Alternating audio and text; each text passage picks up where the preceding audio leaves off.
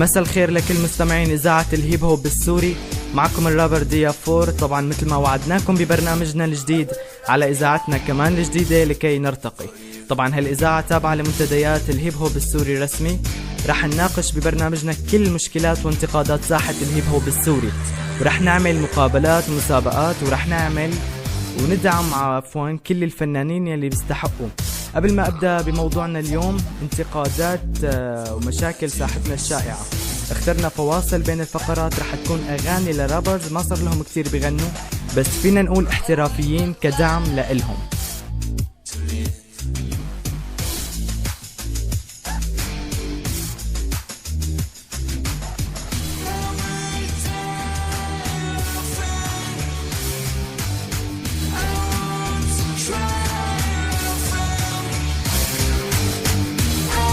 ونجاوب على أسئلتكم اللي وصلتنا قبل بداية البرنامج.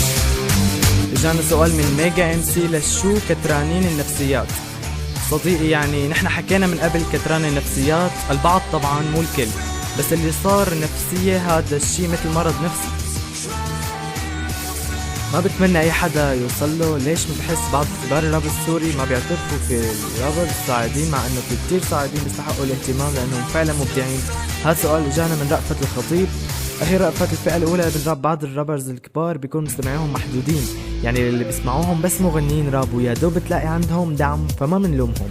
اما الفئة الثانية الشهرة بتعمي قلب المغني الراب، وبنقول ليش بيقول هو ليش لخلي جمهوري يسمع على هذا الشخص وانا اخسر جمهوري، مشان هيك بيرفض يدعم حدا. اخي انا مستعد ادعم الترك الناجح يلي بيستحق يعني دعم للاقوى، وفي ناس بس اللهم اسالك نفسي بيدعموا بس رفقاتهم يلي بيكملوهم. يعني واحد بيعرف يعمل الحان بيقول له نشر لي غنيتي عندك خود لحن، يعني مثل شيء مقابل شيء. وفي ناس تطلب دعم بتكون فاشلة وما بصير يعرض غنيته قدام الناس لأنه فشل. وإجانا سؤال من ام سي أمونرا، بيقول في كل الرابرز اللي مسميهم كبار الراب السوري ما عندهم استعداد يدعموا حدا غير نفسهم، بيقولوا لك إن احنا بدنا ندعم الرابر الصاعدين. طيب يا اخواتي، ليش لما رابر بينزل غنية وبيقولكم ممكن دعمكم بتروحوا تتمسخروا عليه؟ أنا عن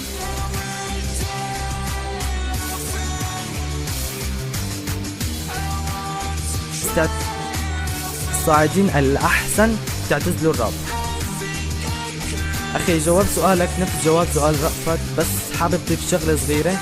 كل رابر بيكون فكر إنه ما في غيره بهالساحة وأغانيه عاملة ضجة، وبيوهم حاله أحيانا إنه بيعمل حرب نفسية على باقي الرابرز يلي أحسن منه، وبيوقف ورا المايك فبيفكر حاله شغلة وبيقول ليش ما أشوف حالي. طبعا هذا الشي غلط، كلنا أولاد آدم وما حدا أحسن من حدا. اجانا سؤال كمان من محمد بالكينج: ليش عم تنسرق افكار البرامج اللي عم تدعم الراب السوري؟ صديقي انت عم تناقضنا يعني، ونحن لسه ما ابتدينا بالبرنامج. النقد لازم تشوف الشيء بعدين تنقد. ثانيا ما في برنامج طلع لدعم الراب السوري ان كان على الراديو او على التلفاز. وفكرة منتديات الهيب هوب السوري، نحن اول من عمل منتدى للراب السوري والهيب هوب بشكل اوسع وكراديو كمان. اجانا سؤال من محمد شموط: أنا عندي موهبة كيف بدي اندعم؟ نحن سوينا هيك برنامج، طبعا نحن عملنا هيك برنامج صديقي لحتى ندعمكم وللناس اللي عندهم موهبة، وفي شغلات على الطريق بتجاوب على سؤالك. سؤال كمان من رينو رابر انه في دعم لكل رابريت مناطق سوريا من الرقة وانت واصل للأخير، وكل منطقة إلى كبيرها يكون القدوة ويساعد ويدعم، بس أنا جاي من القامشلي ما في حدا كبير ولا دعم ومحتاج هندسة، كيف ممكن تنصحوني؟ المساعدة أخي رينو رح توصل من عنا ونحن بندعمك. ومشان قصة رابر من القامشلي، في كتير رابر من القامشلي، راسل الصفحة نعطيك حساب كم رابر قدوة من القامشلي.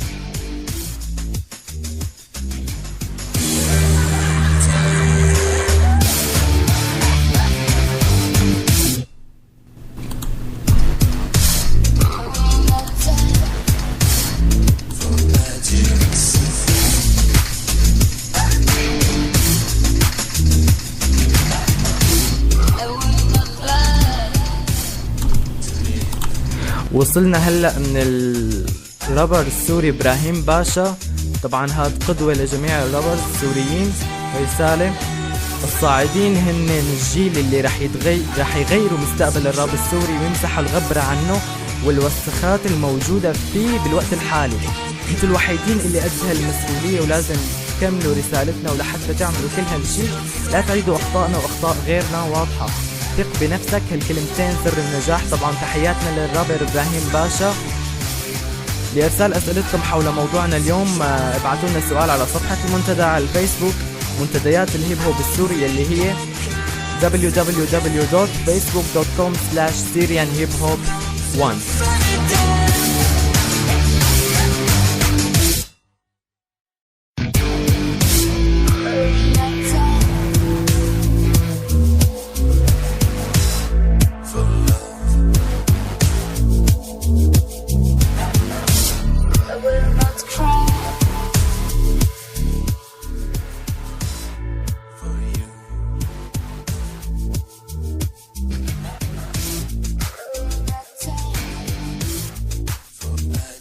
بحب مسي على كل مستمعي الراب السوري، او بالاحرى الامسيز لان ما صفى مستمعين.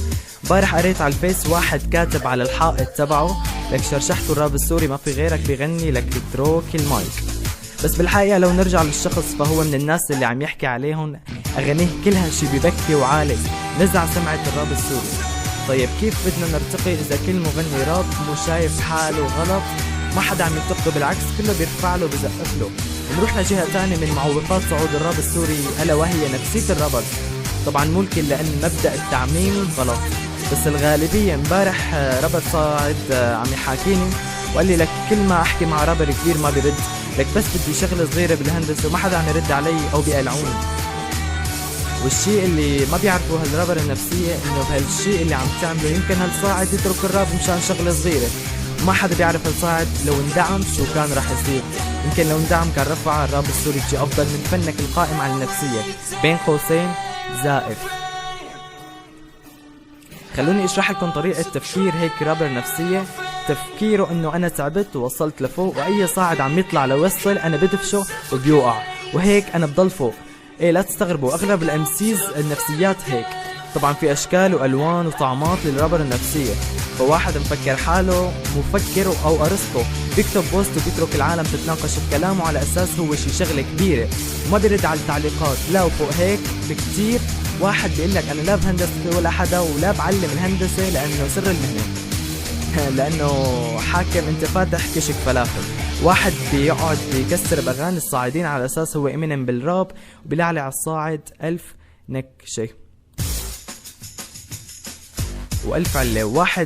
واحد وكتير يعني. طيب سؤال: يا أيها الرابر النفسية، كيف بدك ترتقي وانت متيس؟ طبعا بنرد بنعيد انه مو الكل.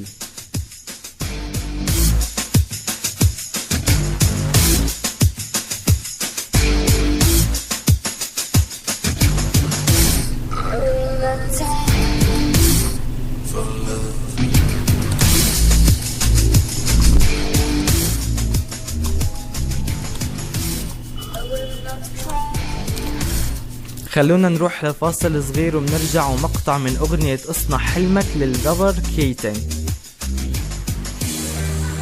اصنع حلمك لا توقف دنيا ما انخلقت بيوم، لكني بسهر كل يوم بالليل ما بدوق النوم. كان حلمي اني غني واقف ورا الميكروفون.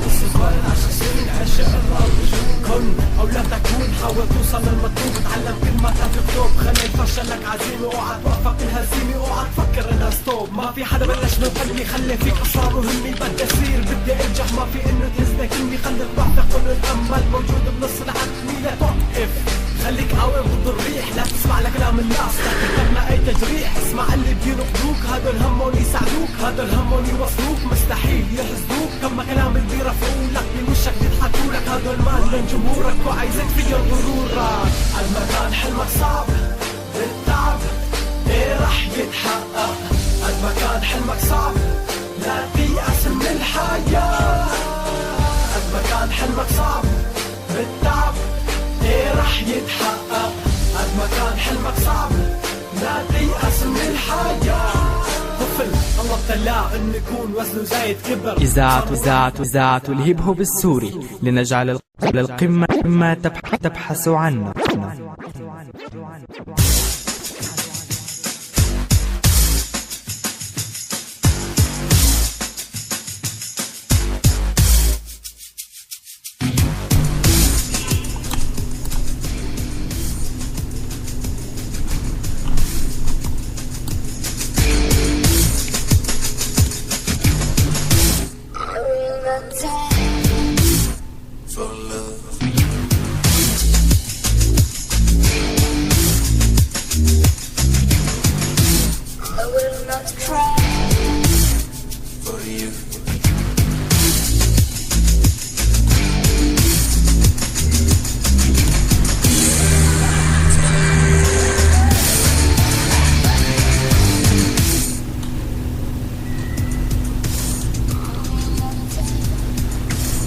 مساء الخير ورجعنا من جديد.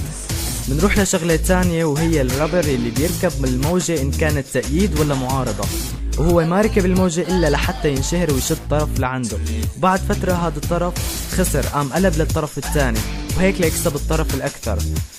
وهالشي أكثر شي شوه صورة الراب السوري بالعالم، مو بس بالوطن العربي. كيف؟ طب رح أقلكم كيف. تذكروا الخناقات اللي صارت بين حزب الرابرز المعارضة والرابرز التأييد؟ وبرأيكم إذا كل كبار الرابرز بسوريا انقلبوا اسمين وتخانقوا، فكيف ما رح تتشوه صورة الساحة؟ ولهلأ الخلافات، فكيف بدنا نرتقي وتستمر المعاناة؟ بس كلمة لكل رابر بسوريا: اتركوا السياسة لأهل السياسة، لأن قد ما غنيت على المايك سياسة ما رح تستفيد شي أبدا أبدا. يعني مثلا إذا طلعت 1000 ألبوم وتراك معارض، اللي حامل سلاح بس يسمع غنيتك بتفيق ويترك سلاح وكرمال غنيتك؟ أنا برأيي يمكن يترك سلاحه ويغني معك كمان. يا شباب، اللي بيغني سياسي هاد مجرد شخص عم يلعب على الوتر السياسي ليجذب مشاعر الناس إله، لا أكل هم العنف ولا الخراب ولا الدمار ولا الدم، أكل هم نفسه بس.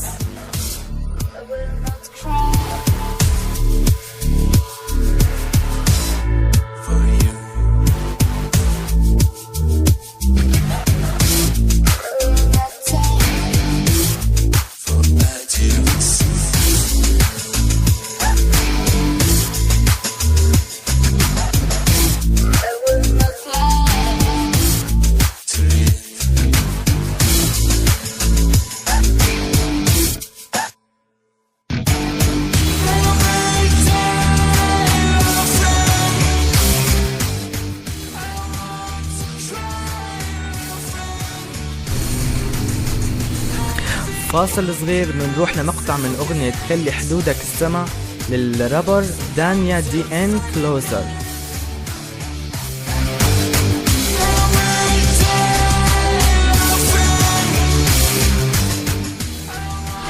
أعرف كيف الواحد في حياته فينه يعيش إذا ما كان عنده حلم ولا تحقيقه عم يعيش. عد عن النجاح لا يعني الفشل، يعني تجربة منا بنتعلم. قد ما كان حلمك صعب لا تيأس لا تستسلم، ما بنكر إنه الطريق للنجاح كله أشواك، بس بعدك رح تنسى الألم لما توصل لمبتغاك. ولا تسوي طريقك لحلمك سهل، شوف صورة هدفك النهائي وامحي من عقلك الجهل. مستحيل شيل هيدي الكلمة من قاموسك، ما في شي مستحيل لا تخلي السلبيات تدوسك. اوثق بنفسك وحب حالك بالأول، وبعدها آمن بموهبتك كل قدرك رح يتحول. لا تقول ما اجتني فرصة، اخلق الفرصة بإيدك، ارتقي وطور نفسك، غير شخصيتك ما بتفيدك. يلي حققوا حلمهم قبلك مانن أحسن منك، بالعكس كتير منهم ما كان عندهم يلي عندك. لا تخلي الدنيا تحبطك ولا قيود تربطك، وخلي كلام الناس ورا ظهرك ينرمى. حتى لو قالوا طايش المهم بحلمك عايش، وتذكر شغلة وحدة خلي حدودك السما. لا تخلي الدنيا تحبطك ولا قيود تربطك، وخلي كلام الناس ورا ظهرك ينرمى. حتى لو قالوا طايش المهم بحلمك عايش، وتذكر شغلة وحدة خلي حدودك السما. يلي حلمه انه يطير، يلي حلمه يصير. إذاعة الهيب هوب السوري، لنجعل القمة ما تبحث عنه.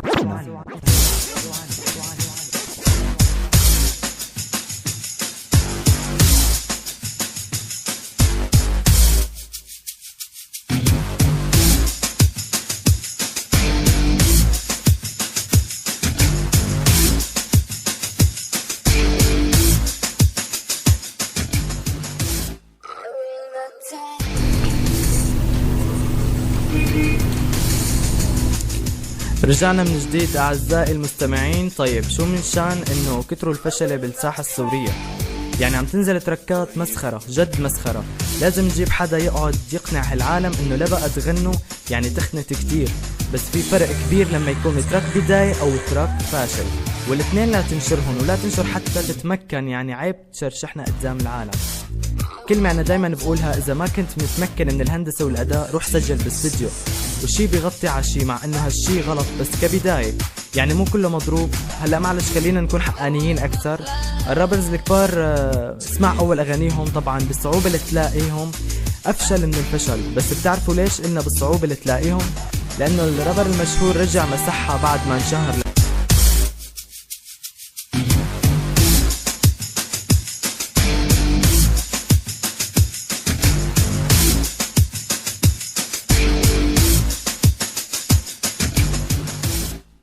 نعتذر منكم كتير اعزائي المستمعين، بس صار عطل وفصلت الاذاعة معلش.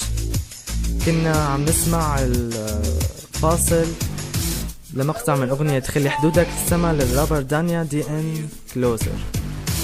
حابة أعرف كيف الواحد بحياته فينه يعيش إذا ما كان عنده حلم ولا تحقيقه عما يعيش. عدم النجاح لا يعني الفشل، يعني تجربة منا بنتعلم. قد ما كان حلمك صعب لا تيأس لا تستسلم. ما بنكر إنه الطريق للنجاح كله أشواك، بس بعدك رح تنسى الألم لما توصل لمبتغاك. ولا تسوي طريقك لحلمك سهل، شوف صورة هدفك النهائي وامحي من عقلك الجهل. مستحيل شيل هيدي الكلمة من قاموسك، ما في شي مستحيل لا تخلي السلبيات تدوسك. أوثق بنفسك وحب حالك بالأول، وبعدها آمن بموهبتك كل قدرك رح يتحول. لا تقول ما اجتني فرصة، اخلق الفرصة بإيدك. ارتقي وطور نفسك، غير شخصيتك ما بتفيدك. يلي حققوا حلمهم قبلك مانن أحسن منك، بالعكس كتير منهم ما كان عندهم يلي عندك. لا تخلي الدنيا تحبطك ولا قيود تربطك، وخلي كلام الناس ورا ظهرك ينرمى. حتى لو قالوا طايش المهم بحلمك عايش، وتذكر شغلة وحدة خلي حدودك السما. لا تخلي الدنيا تحبطك ولا قيود تربطك، وخلي كلام الناس ورا ظهرك ينرمى. حتى لو قالوا طايش المهم بحلمك. رجعنا من جديد اعزائي المستمعين، وبنرجع بنقول اسفين كتير انه فصلت الاذاعة. طبعا كنا عم نحكي على الرابرز الكبار. اسمع اول اغانيهم بالصعوبة لتلاقيهم. اول شي اغانيهم طبعا افشل من الفشل، بس بتعرفوا ليش قلنا بالصعوبة لتلاقيهم؟ لانه الرابر المشهور رجع مسحها بعد ما انشهر، لانه بينزع اسمه. ضل يسجل ويشتغل على حاله وتعب لوصل وما نشر من اول ما غنى. فاشتغل على حالك ولا تنشر حي الله، لانه والله تخنت.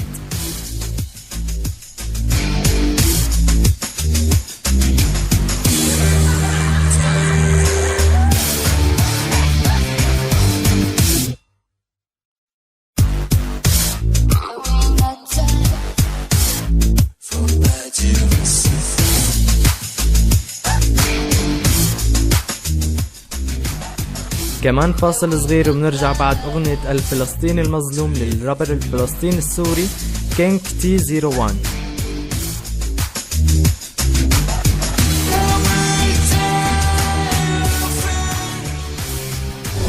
فلسطيني بالدنيا ما عنده الحرية من أول ما ينولد، وحامل برقبته قضية. يا أما يعبر عن رأيه يا أما يعبر بسكوت. بمجرد نطق حرف لازم مصيره إنه يموت. ليش كل الفلسطينيين عايشين بمأساة؟ ليش كل فلسطيني نفسه يدوق طعم الحياة؟ بحلم بفلسطين حرة، نفس الحلم ما يتكرر. نفسي أصحى ألاقي فلسطين عم تتحرر، لكن ما بنقدر نحققها لأنها مجرد أحلام. واحد عم بدافع عن أهله انحكم عليه بالإعدام. هاي حالة كل فلسطيني، لازم يعيش بين الظلام، لازم يضل ساكت، لازم ما يطلع منه كلام. يا مسلمين فلسطين عم تتقتل وانتم مش سائلين. فلسطين محتاجاكم لتساعدوها يا مؤمنين. أنا فلسطيني غيري، أو لو حياتي بديش لازم أضحي بحياتي عشان غيري يعيش. أنا فلسطيني وعايش طول عمري بهموم، من أول ما انخلقت عالدنيا وأنا مظلوم. ما حدا حاسس فيني لأنه صوتي مكتوم، لأني فلسطيني فبالحياة مالي لزوم. أنا فلسطيني وعايش طول عمري بهموم، من أول ما انخلقت عالدنيا وأنا مظلوم. ما حدا حاسس فيني لأنه صوتي مكتوم، لأني فلسطيني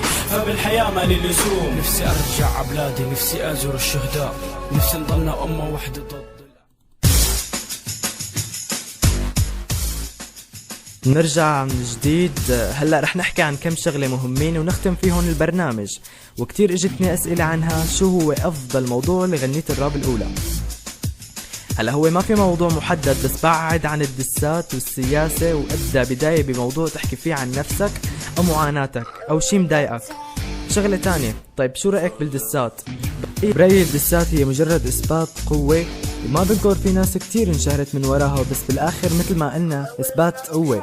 طبعا عن البطولات عم نحكي بالتحديد، لانه اذا بدنا نرتقي لازم كلنا نوقف ضد الدسات. البلا طعمة فقط لغرض السب او مشان خناقه. ونرجع نقول الدسات تبع البطولات بين قوسين هي مجرد اثبات قوة لا اكثر، وما بتوصل الرسالة ابدا. وبحب ركز على الشغلة انه اذا بدك تركز على عالمي، حاول توصل رسالة ورح توصل معها انت للقمة. خد هالكم خطوة مني وحتصير رابر كبير اذا ما صرت عالم. اول خطوة سجل باستوديو او عمايك منيح وهندسة قوية. 2 لا تطلع الثالث برا رسالتك اللي حاططها. 3 تأكد بيوم من الايام رح تجيك فرصة تثبت حالك وهون لازم تغتنمها ورح توصل بإذن الله. هيك برنامج لدعمك ودعم اللي مثلك لنرتقي بالراب السوري طبعا، ورح ان شاء الله نعمل بطولات مثل ما قلنا ومسابقات. خلونا نروح لفاصل ومع اغنية بقايا وطن، مع اغنية بقايا وطن للرابر MC عبود. هذا بده الحرية، هذا بده ابن الأسد مات الشيخ والولد للأسف دمرنا البلد. حابب بوصل هالرسالة، نحن اللي دمرنا وطننا.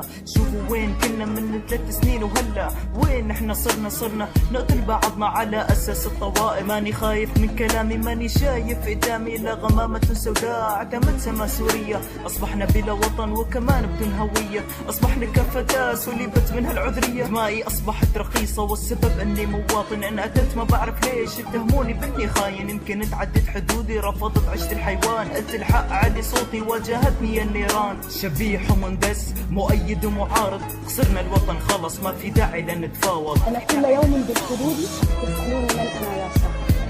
أنا المعلق بالحياة فلا بالعيش قد ظفر ولا بالموت حتى كان. أنا التعب وأنا المرتاح، أنا المذبوح والسفاح، أنا المندس والخائن، أنا الثائر، أنا المجتاح. بنهضتكم أنا المفتاح، بظلمتكم أنا المصباح. أنا أعراض منتهكة. الدموع على خدي مثل هطول المطر عم تتساقط على شريك.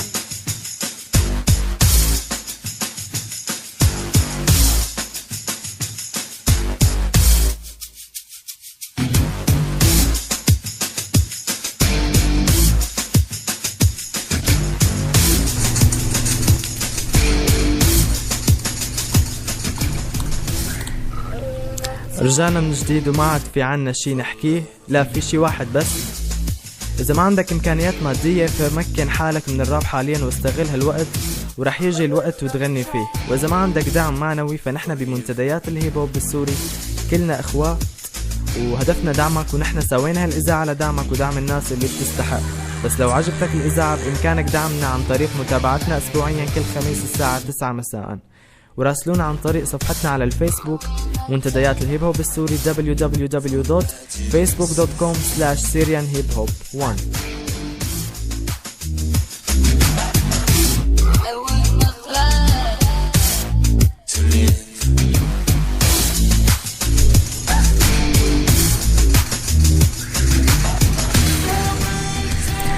حابب بس ذكر برسالة إبراهيم باشا، الصاعدين هم الجيل اللي رح يغيروا مستقبل الراب السوري ويمسحوا الغبرة عنه والوسخات الموجودة فيه بالوقت الحالي.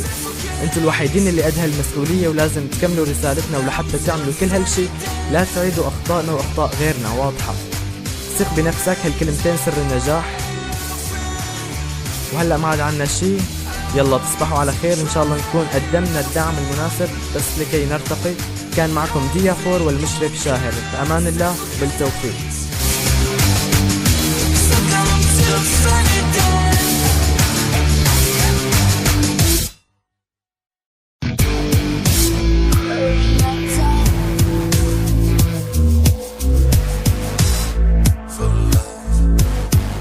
طبعا بس بحب ذكر انه الحلقة الجاية ان شاء الله الخميس رح نحكي عن موضوع جديد وشغلة جديدة.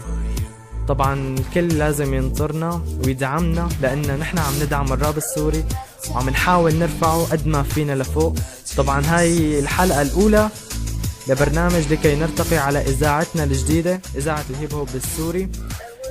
رح نعمل دورات احتراف الراب إن شاء الله قريبا كمان على برنامج لكي نرتقي. وشكرا لكم ولحسن استماعكم.